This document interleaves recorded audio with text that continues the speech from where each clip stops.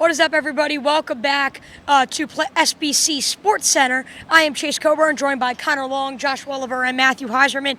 It is currently the NBA offseason, but something we do need to talk about. Some early predictions for next year's MVP. Nikola Jokic has won in 3 of the past 4 years. He won back-to-back a few years ago. Giannis won back-to-back a few years ago. The MVP has kind of been essentially taken over by overseas players, but will that continue? Connor, I'm going to go to you first. Who do you have as next year's MVP?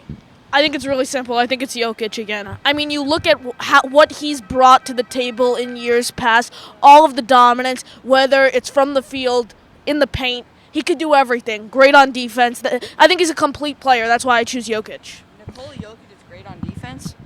Guys, wait, can I? Time out. Wait, time out. Matthew Heiserman. So you don't have Jokic, the guy who's won 3 of the past 4 years. No. What do you got? So, first of all, I don't think Nikola Jokic is great on defense. I think that's way of an overstatement. I do have a European player, but it's going to be Luka Doncic. I mean, when we look at Luka Doncic, he's averaging a triple-double. We saw it last season. He's just so good, fills up all the stats. He's great with scoring, average like 34 points per game. His team got to the championship, so like there's no reason that you could say he's not a team leader. He brings success.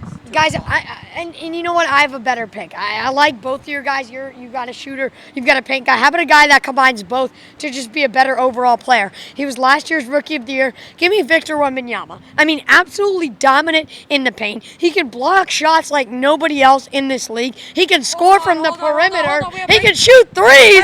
What can't the guy do? He's the MVP. No, Victor Wembanyama is great, but ladies and gentlemen, we have breaking news out of the association. Adrian Wojnarowski and Shams both working together on this report.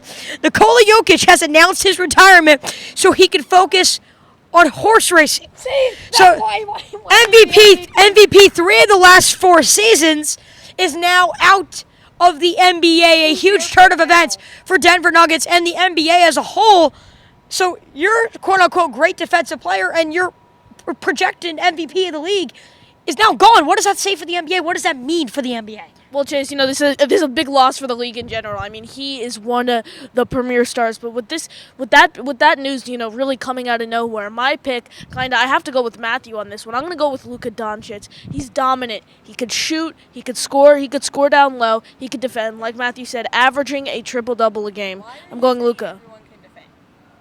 Luka Doncic is averaging a triple-double. Time out. We don't want to care about Luka Doncic right now, because what we do need to talk about right now is the fact that Nikola Jokic just left. Josh, I'm going to go to you. The Nuggets were contenders. They just won the title. What's going on? He's gone now? You know what? I find this absolutely hilarious, and I'm not really surprised at all, because as soon as he won the NBA Finals, the reporters went and asked him, "Oh, what are you going to do? How are you going to celebrate?"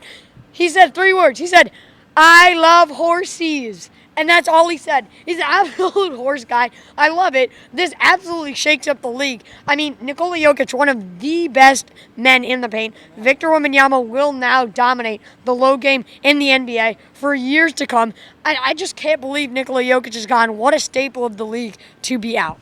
I mean, Jokic was just named one of the top 30 players of the 21st century already at, around 30 years of age, considered one of the greatest players of all time. He's gone, but Matt, obviously we're all surprised. Jokic loves horses, all that, but this is a Denver team that, while they lost in the postseason, they won the championship 2 years ago, and this was a team really looking to contend once again for a championship. Matthew, what does this mean for Denver, and how are they going to be able to go into rebuild mode now, having an asset that they cannot trade or contend with?